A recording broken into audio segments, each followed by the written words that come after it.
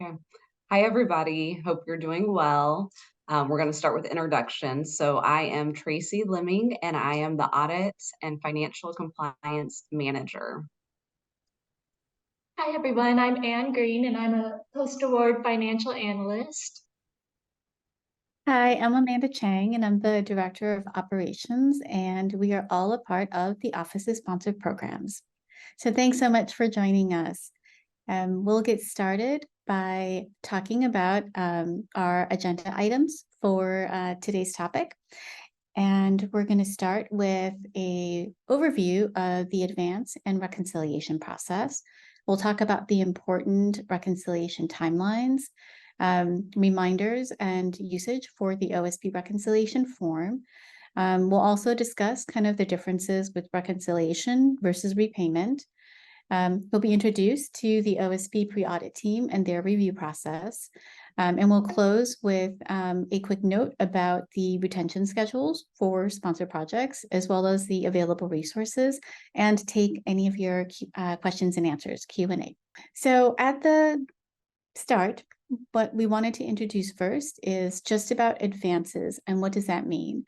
So advances are, for the purpose of sponsored projects, they are specific type of expenses that you're not going to be able to procure by some other means. So some of the most common ones might be cash needed for group field trips, hosting foreign visitors. A big one is compensating study subjects, as well as there are certain subrecipients and with exception, community partners that we cover and pay with cash advance as well.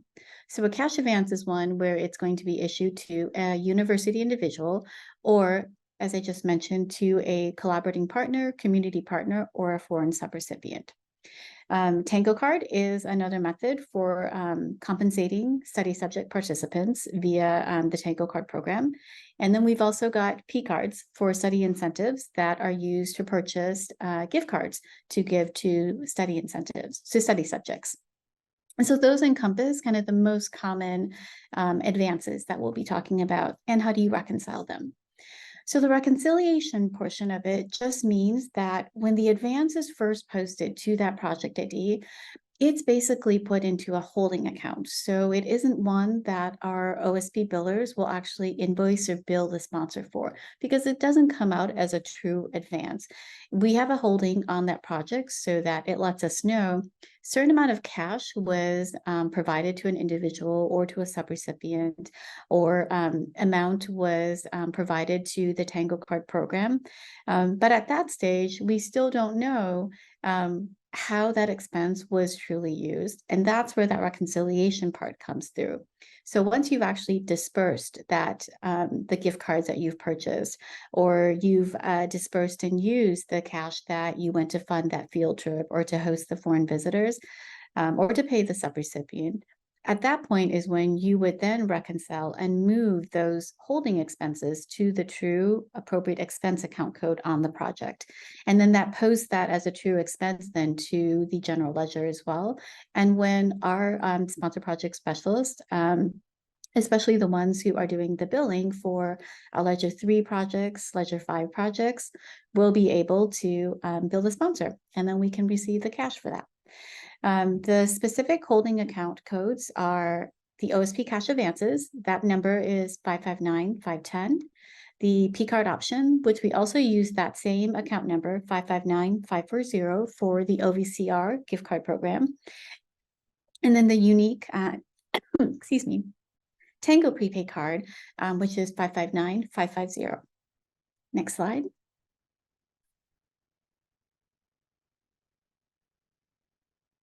And the process for that reconciliation. So once you are ready to make that reconciliation, because you have used the cash for the intended purpose, the first thing to do is you want to create that reconciliation journal in Connect Carolina. And there's going to be two options for that. You either select that JCA, which is specific for a cash settlement, a cash advance settlement, and then a JOT, which is considered an other campus journal that is used for all the other types. And you're moving then, what we just talked about is that advance holding account to the appropriate expense account code in your journal lines. And then we'll go over more specifically what that looks like to you later on the presentation. And then another important step is to make sure that you've completed our OSP Advanced Reconciliation Form, as well as attach any other required documentation to the journal.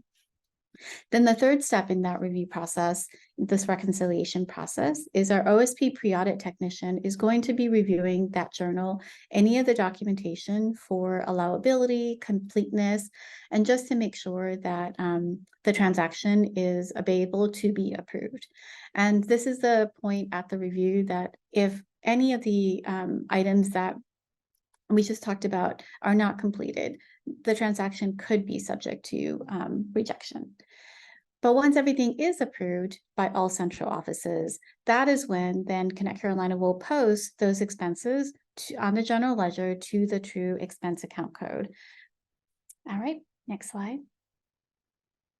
Okay, and then we'll talk about reconciliation timeframes, as there are a couple different ones for the different types of advances that we have available. So the first is on cash advances. So for any domestic advance, they must be reconciled within 60 days after the issuance of the advance. And what this means is when that actual cash or when the actual funds have been what's called vouchered and actually paid out to the intended recipient. So for a UNC individual, for an employee, that is going to be when the actual payment was dispersed and provided to you, as well as for if it's a subrecipient, when that specific funds were actually mailed out and to that subrecipient. On foreign advances, the difference here is a little bit more time is provided, and it's 90 days, again, also from the issuance of the advance. And then in both these cases, it's important to note that the timeline for reconciliation, it could be shorter or reduced. It's only because it's based on if we've got reporting requirements that we have to report sooner to the sponsor, or as noted in the agreement itself. Next slide. For Tango. So Tango is a little different than cash advance, as it does use a separate system. So the way the time frame for reconciliation Tango is, it's once that payment has actually been dispersed or distributed to your study subject in Tango, in the next 15th of the next calendar month, you need to make sure that that expense from the holding account is reconciled in Connect Carolina to the appropriate true expense account code. And then the date that this begins is also when that electronic reward in Tango or the physical card has actually been requested. Next slide. For P cards, so P cards are the most unique in that there are two-step process in the reconciliation. So the first happens for those of you that have a P card for study subject incentives or have a departmental P card. Whenever you make a purchase, anything that hits the Bank of America Works program, and that's what's used to manage expenses purchased on a P card and what actually moves to Connect Carolina. Anything that has hit Works before the 15th by the 15th of the month has to be reconciled on to the chart field string in Connect Carolina by the 20th that month. So it means you go into the work system to actually move and assign a specific chart field string to allocate that holding account to. And then the project reconciliation portion comes in is once you've actually done the works portion and the expenses posted to Connect Carolina, it's always going to post in what's that holding account again, the 559540. And so the expectation there is then that expense then must be reconciled by the 15th of the next month in Connect Carolina. And so in that regard, that does follow the Tango process as well, and capturing the 15th of that next calendar month. Next slide. Okay, and now we've moved on to the specific OSP cash advance reconciliation form, or sorry, the OSP advanced reconciliation form. So a quick note and interjection here is that we are going through a website move, and OSP is going to have a new website. So just to know, we'll be talking that more about tomorrow at another symposium session, as well as communicating on it. But all of our forms on the OSP website will be moving to the new site. But there is currently in our forms and tools section, there is a specific form that's just for all types of reconciliations. For all types of advances. And so one of the key things, this is on the header of the form itself, is we just have some reminders that tell you things that are important to note when completing reconciliations, as well as reminders from the reconciliation due dates that we just went through. And one of the things that I wanted to bring your attention to is in terms of cash advances, so partial reconciliations of vouchers are allowed and definitely actually even recommended. And it's only because that's only best practice to keep up with the reconciliation timeframes that are set for cash advances. So you don't have to wait to make sure that you've used and assigned all of the funds on the cash advance before you go reconcile it into the project. As soon as you're ready and you have receipts that note what you've expensed on, it's perfectly fine to process journal reconciliation. And we do see that often where cash advances are reconciled on several different journals instead of just the one. All right, next slide. And in the form itself, I wanted to talk about a few pointers and things to remember. So on all of OSP's smart forms, or what we call them, you want to make sure that you are completing them from top to bottom. And so one field as they come at a time. So on the advanced reconciliation, the first thing that you want to do is decide what it is that you are going to be reconciling. So in this particular example, we've chosen that it's going to be a cash advance reconciliation. So when that happens, it does ask the next question appears, is it going to be for, is it a gift card or payments to study incentives, or was it for a subrecipient? And depending upon what is selected, that's going to determine what is provided as the required documentation that displays below. So you'll see in this case that required documentation says that you would need to provide a copy of any of the subrecipient invoices, as well as that it needs to be signed by the PI of the project. And the next question too, we ask this on for all reconciliations is, are you working within the timeframes? Have you reconciled and you're compliant with the timeframes for reconciling that type of advance? If the answer is yes, then you move on. But if you do answer no, it does display this block that asks you to provide a justification for the late reconciliation. And Tracy is actually going to be discussing more about the importance of using that as well. And so you can see in this particular example, we've noted that late reconciliations, it was due to just receiving the receipts or the invoices late from the subrecipient. Another important note too for our OSP forms is that they're not viewable from a web browser. So if you ever have any issues with pulling them, you just want to make sure that you are downloading them to your desktop and you use Acrobat or Adobe Reader to actually open the file itself directly from those applications. All right, next slide. And the next part in the reconciliation form is we do ask for you to impart. For instance, if this was a cash advance, the cash advances are issued on a voucher. So you would note the specific voucher ID so that there is a notation on the form to know that you are reconciling that particular voucher. And then as well as the amount of the reconciliation here that matches what you're going to be entering into Connect Carolina. There's also a note specifically if you choose that you are reconciling it for a gift card or a study subject. It tells you that you've got to either use your own specific spreadsheet that lists the tracking of the payments that were given out, as well as the relevant receipts, and have it signed by a PI, or use this particular table in the advanced form itself.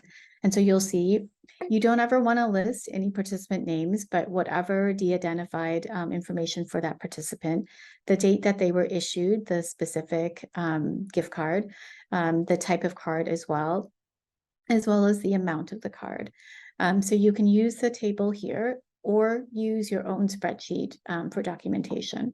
So if you use the table here, you would not have to upload a separate document or a separate spreadsheet. If you don't use the table, that is where then in your journal, you want to make sure that you're attaching your appropriate spreadsheet as well. Next slide. Okay, so now that you've got the form completed, the journal reconciliation portion. So as I mentioned earlier, we've got two different types. The JCA is specifically just for reconciling cash advances with on a sponsored project. So it's the OSP cash advance settlement. And then the JOT is a other campus journal, an inter-unit one that is used to reconcile any of your Tango P card, as well as for the short period, if you're still working on it, the OVCR Bridge gift card program. And so you'll see in the image below, excuse me, it designates what your journal lines are going to look like. So you're always going to put in the amount that you are going to be moving from the holding account. So you'll see in this example, we're doing a Tango card one, where the account number, the 559, 550, and we're moving $100 from that holding account to 523150, which is the expense account code for study subject payments. So you're moving that $100 from the holding account and saying that you have dispersed that out to the specific study subject and moving it to the appropriate account code. So then when you go back and look at your either budget overview in Connect Carolina or you're using RAM reports, you'll see in the financials that that particular expense, the $100, is now going to display in the account code for 523150. An important thing to note is just to make sure that your journal goes through. You want to make sure that your fund and source are matching what has been the fund and source that's assigned to the project. And you can find this information in a couple different places. You're able to look it up in Infoport for that particular project. You can find it in Ramsey's in your project administration. And you're also able to, if you have access to Connect Carolina, find that as well in your budget overview view. Next slide. So there also could be an instance where you have excess funds that have remained, either it's cash that's remained or it's gift cards that have remained. And so you're not able to reconcile those specific expenses because the cash actually wasn't used or the gift cards weren't used. So in that case, your reconciliation duty here is the repayment and the repayment of those funds back to the university. So for cash advances and P cards, the process would be that if there is an unspent balance or unused gift cards, a check payment for the total amount of what was unused on that project should be sent to OSP. And you want to use the OSP deposit memo, attach it with the check, and that can be brought through campus mail to send or brought to our office at AOB to drop off that payment. Just a reminder, the cash or gift cards won't be accepted. Next slide. So the final reconciliation part, or the repayment, as we're noting it on Tango cards, is a little bit different. So if you have requested to set up Tango with more than you have actually used in Tango for that particular project to disperse out to study participants, what you want to do is during your final reconciliation process, you still go ahead and complete the advanced reconciliation form, but you are noting on the form itself that it is your final. So you follow the same process that you want to fill out the form as well as complete your journal reconciliation. But in addition, if you're noting the excess amount, this additional amount in Tango you're not going to use, you also want to email that same form to tango@unc.edu. And what'll happen is the pre-audit team on the journal will review and approve that journal to post. And so just like we just talked about, your true expenses are going to post to the expense account code. And then the finance cash management or the Tango team will then process a journal that's going to move the excess funds from that Tango project then back to this particular project. So that in and of itself will then go ahead and remove any remaining holding accounts in that 559520 for Tango on the project. And so you will have nothing. And the goal is in reconciling, whether it's any of these advances, cash advance, P card, Tango, there's going to be a zero balance that shows up in those holding accounts for the particular projects.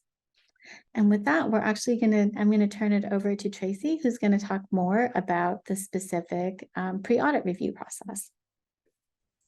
Thank you, Amanda. That was a lot of good information. So I get to start out with my favorite part, which is introducing you all to our pre-audit team. So all of these individuals are very knowledgeable and hardworking, and we consider them experts on not only journals, but requisitions, vouchers, and some types of travel requests. So in workflow 1, we have Daryl Harris, Sydney Barberi manages workflow 2, and Nia Brown manages workflow 3. So they're all great to work with. But if you are wondering who specifically to reach out to for your specific transaction, you will see here under the pre-audit stage where it says pending, there is something and it says at the bottom like APPR3 or 2 or 1, and that specific number corresponds to each individual's workflow, which is managed by different departments. So if you don't have this memorized, which I don't expect anybody to memorize that, but the handy thing is you can click on the multiple approvers or this plus sign here, and it will give you a list of all the approvers as well as any backup. So for example, if you see the 1 and you see Daryl's name, he's the one to reach out to. If you see Sydney's name for workflow 2, she is the one to reach out to. And if you just see Nia's name, she is for workflow 3. So Nia actually has access to both workflow 2 and 3. So you'll want to make sure that you're looking for just Sydney or just Nia for that specific part. Okay, next slide. Okay, so what does our pre-audit team review? They have a lot of details to be looking at on each journal. First of all, they're looking at the chart filled string, making sure that the account code is reasonable and also that the PeopleSoft ID is there. One thing to look at also for the recons is the department IDs. So sometimes we'll see transactions where the department ID on the original voucher is different than what is being reconciled on the journal. And if that's the case, it actually creates 2 different lines. And so a correcting journal needs to be completed for the department IDs in order to zero that advance account out. So just that's one thing to kind of note and look at a little closer. And if this is a P card reconciliation, they are looking at the budget. The budget has to be approved by our OSP team. And so they want to make sure that they are not over reconciling anything and that budget is available. And they are also looking at the recon form to make sure that it's complete and filled out correctly and has all the different approval signatures. So one thing that I just learned this week, and it is a great thing to know, is for the recon form as well as the advance form, the attachments, because they are smart forms, sometimes we found that when it gets attached as a smart form and then opened up by the approvers, something is missing, possibly like the agreement information or just things can get a little bit off. But if you could print to PDF before attaching, so it will look like you're going to print it and then you'll go to Adobe PDF and save it to your computer and then upload that attachment, it will make it a static flat form which cannot be changed. So that will be easier for the approvers to see what you are seeing when you are uploading it. Also checking the required documentation, making sure that all the receipts and any tracking sheets are there. checking, of course, the amount of the journal. If you do have more receipts than the journal amount, please make sure that you are marking the items that are applicable to the specific journal so that it can easily be reconciled. And then our pre-audit team is also looking at late justifications to ensure that they are reasonable. So speaking of the late justifications, it's very important that you include a detailed justification on the recon form. So some of these late recons do require OSP leadership approval. And if things aren't clear or detailed, our pre-audit team may reach out to you for additional information. So please be as detailed and clear on these as possible, and make sure that you are including them on the form, because that is definitely something that is checked if they are not reconciled within the appropriate timelines. So we do understand that there are times that the recons cannot be completed within the specific time frame. One thing we know is some of the departments are short-staffed and there may be competing priorities. Certain times of the year or the month may be more busy for people. So that is a common reason. And then another reason would be if our subrecipient did not provide the receipts on time, or they did, but there were additional questions on those receipts. A lot of our subrecipients that receive cash advances are foreign, and so some of those items require a little bit additional review. And one more common reason that we do get is if there is a delay in the recruitment of study subjects. So obviously, sometimes people will take out the cash advance, and then as they get into the study, realize it's a little bit harder to find the right study subjects. So that is something that we commonly see as well. Just to note, COVID is no longer an acceptable reason for a late cash advance. So please give a little more details if on your reasoning. And if we, again, I mentioned before, but if we do not see that information, we will reach out, our pre-audit team will reach out for more details. Next slide. Okay, so you might be wondering, how long does it take my journal to be approved? So we do have, once the journals get through all the departmental approvals and enter the pre-audit team's workflow, we say that it's typically 7 to 10 business days. With the caveat that there are different times and instances where this may be longer. Fiscal year end is a very good example of when everybody is really busy and there are a lot of transactions coming through. There is the transaction complexity, so some transactions require a little bit longer to review.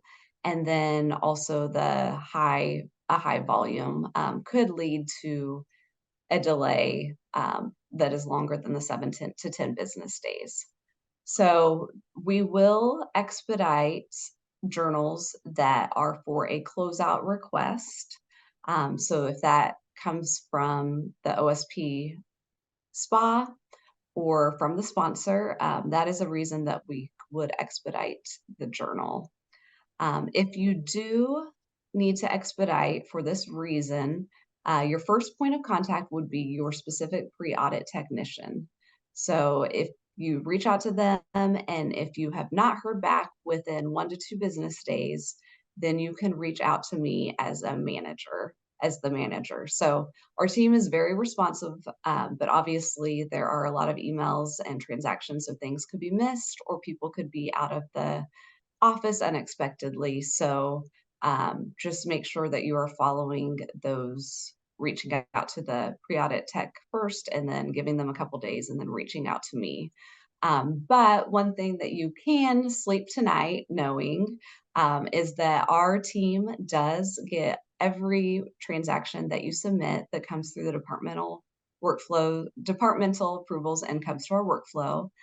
So our pre-audit team does receive an email on each transaction that they are responsible for.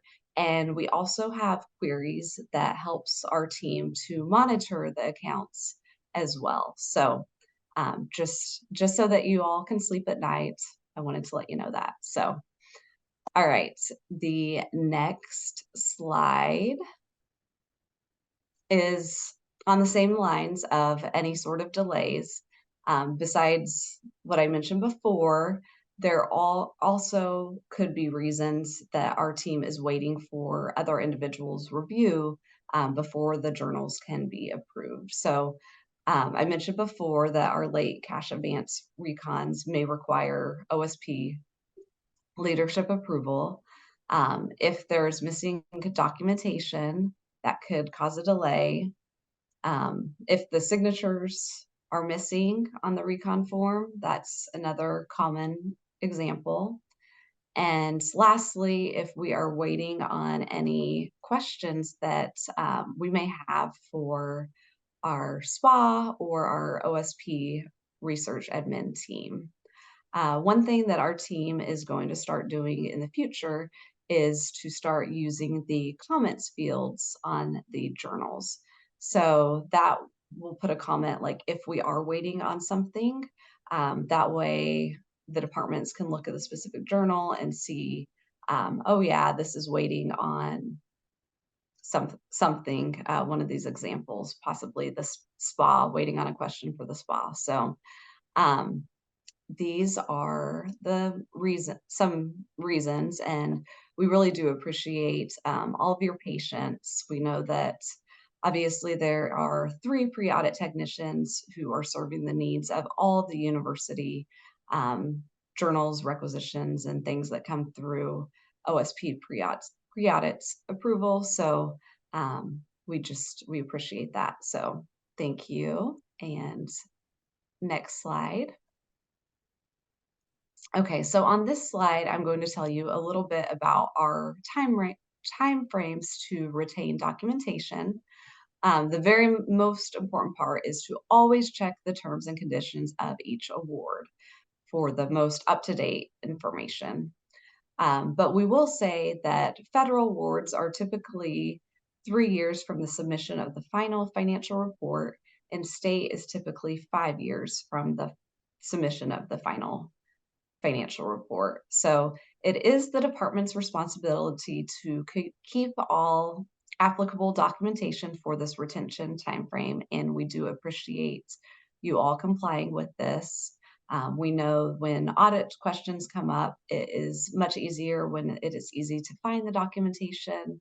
Our team will look for it ourselves, but may reach out to you if we are not able to find it. So and then here is a link to the retention schedule for the UNC system. And the next slide. So here is some of the resources that we have, links to our cash advance and prepaid and study subjects websites, as well for Tango. So here are the resources, some really good resources. I know that website is very good and sounds like they're working on even more improvements. And then here is my contact information as well as Amanda's and our OSP main inbox. So with that, our next slide is if there are any questions, we are happy to answer them or do any research to see what we can come up with. So thank you all for listening. Awesome. Thank you, Tracy and Anne and Amanda. Would you all, I'll be reading the questions out loud if that's okay for you. That works great. Okay. Thank you. Excellent. All right. So the first question we have is, what are the checks and balances for reviewing and approving advanced reconciliations? For example, why does the system allow you to over-reconcile in advance? That is a really good question. And so I think that was one of the questions I remember asking myself too, when I first joined OSP. So it's the nature of how the finance system is currently set up, in that we're not able to pull specific vouchers and then reconcile or do a journal specifically from that particular voucher. So by that, what I mean is we're all familiar with the JCR, which are the correcting journals. You can pull specific lines from another journal to process another correcting journal too. So you're moving the same lines from one place to another. The voucher and journal system just don't talk that way. It is something that we at OSP, along with finance and ITS, definitely have this as one of the things to review and look at how we could streamline reconciling advances so that they're tied together. The specific voucher advance that you've taken is tied to the specific journal reconciliation. So that may not be the answer that you want to hear, but it is definitely something that the central offices are currently working on. Thank you. So the next question is, it was my understanding that you had 60 days to use the advance and then it would be returned and unusable. But I believe what you just said was that the amount for the card issued needed to be reconciled within 60 days. Is that correct? Or do you need to go through the advance process every 60 days? That's a good question. I'm happy to take it unless you wanted to, Tracy. Yeah, I can take it. I want to make sure that I fully understand it. So the 60 to 90 days, it applies to cash advances. So I think this mentions about a card issued, but I'll just speak a little bit to the 60 to 90 days. So the 60 to 90 days for 60 for domestic use and 90 for foreign use. It starts once it is issued to the recipient, and it needs to not only be used, but distributed and reconciled within that 60 to 90 day time frame. Correct. And then I would just add in specifically to saying about the card issued, that is possible. The advance could have been issued, say, for example, on July 1. But then you do have the next 2 months after that to make sure that you are distributing. So you took the funds to purchase gift cards, and then those gift cards would need to be distributed within that 60-day time frame, as well as reconciled on the project. So good question. Yeah, thanks, Amanda. I was starting to think about the P cards, but yes, you are correct. So thank you. Awesome, thank you. So the next question we have is this form, advanced reconciliation form, the one required for P card reconciliations? It is. So I had mentioned that that is a catch-all OSP advanced reconciliation form. You can do it for cash advances, different types of cash advances. You can do it on P card reconciliations. You can do it on Tango reconciliations. So that is the goal, is we would continue to make sure that any different types of advances, we're always going to do it on that one form. Awesome, thank you. So the next question we have is, and it's a long one, so let me know if you need me to repeat it. Can you clarify one thing regarding Tango and reconciliation? I believe Amanda said something about billing the sponsor being done after the Tango card reconciliation. Can you expand on that? Yeah.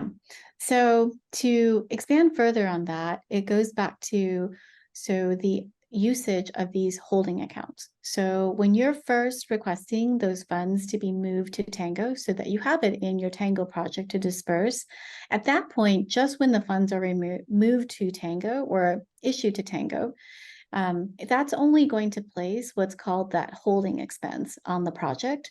So it doesn't show the specific that you've used that amount for, say, study subject participants, that specific account code. So that's why the reconciliation is needed. And then in terms of what I mentioned, that in actually invoicing and building the sponsor, in OSP, we don't do that on the holding account, the holding expense accounts. They're only done when they've actually hit a true expense account code. So that's the difference, is when it's issued to Tango and you haven't dispersed them, and when it's issued in Tango, and whether you have or have not dispersed them, if a reconciliation isn't done to let us know the specific amounts that you have already issued to the participant and moved to the expense account code, that is where those funds would not be billed on that project. Awesome. Thank you, Amanda. And so we have one more question, which is, where can we find the issue date of a cash advance to the sub? Good question. So in the voucher itself, there are several different tabs in the voucher in Connect Carolina, and you want to go, I believe it is tab number 3, but it's one called Payments. And so on that Payments tab, if you flow through the bottom of that screen, there's an entire section that tells you when the payment was actually issued. So it's going to show what type of payment, if it was ACH, if it was a check that was sent. It'll also show the actual date that the payment was issued, as well as a reference number. And that reference number is key because that's actually the check number itself. So when you see both the payment date as well as the reference number issued, that lets you know that that was issued and sent out to the sub. And same thing with a university individual as well. Obviously, I think we would know when we get the funds in our accounts, but in the voucher system itself, that's where someone else can review to see when that payment was actually sent. Awesome, thank you. And we have one more question, which is there a preferred method to use for study subjects, such as Tango or P-card or cash advance? Is there a preferred method for either one of those? Casey, are you all right if I take this one? Yeah, I am. Okay. So that's a good answer, and it's a good question, and there isn't a straightforward answer to it, but I will say one of the best resources, if you go onto the OSP website for study subject participants, we have a whole guidance page on it. And one of the tabs and resources, we've provided this matrix that might be helpful. I will say that if you are looking at electronic rewards, electronic gift cards, Tango is your best option for that because it's the most secure in tracking the e-gift cards or electronic rewards. If you need physical gift cards, I would say a recommendation is to go the P-card option. And it's only because, especially if those cards are from retailers such as like Amazon or Target or Walmart, ones where you can buy the physical cards from them without any type of additional fee. P-cards are really great for that. And then we have a P-card session that we'll be proctoring tomorrow at Symposium, and we'll actually go into a deeper dive on that. So if you wanted to learn more. And then when you have, for instance, like the Visa, MasterCard, American Express, if those kind of the true prepaid cards, in that particular case, when it's a physical card that is needed, you could go a couple different ways. The fees are going to be more if you're doing it from a P-card and you're purchasing it from some other vendors. If you wanted to go to the Tango route, not all of those bank cards are available. However, you could do Visa, and there is a more nominal fee if you use Tango. Barring that, so those of you that might have state employees credit union accounts, they also have a relatively better fee as well. And then in that case, you would use the cash advance. So there's not a perfect exactly what you should do, but we have some recommendations that we make for that. Awesome. And I think that's it, unless there's any other last minute questions, and no pressure. If you think of anything that you'd like to have answered later, you can actually submit those questions on the Symposium website. But I just wanted to say a big thank you to our panelists, to our attendees, some really great information. And I just want to let you know that a post-session survey will open in your browser after this session ends, and we would really appreciate it if you could just take it, complete it, and let us know so we can improve our future presentations. So if you want to receive RAC credit for today's session, please remember to submit the RAC request form on the Symposium website after you've attended all of the sessions at Symposium for today and tomorrow. And then finally, we are having an opportunity to network today after this session, and you can access that link via the Symposium website or from our chat, which has just been posted. Again, I just want to say thank you so much to our presenters and our attendees, and we look forward to seeing you at the networking session and hopefully tomorrow in person. Thanks, guys.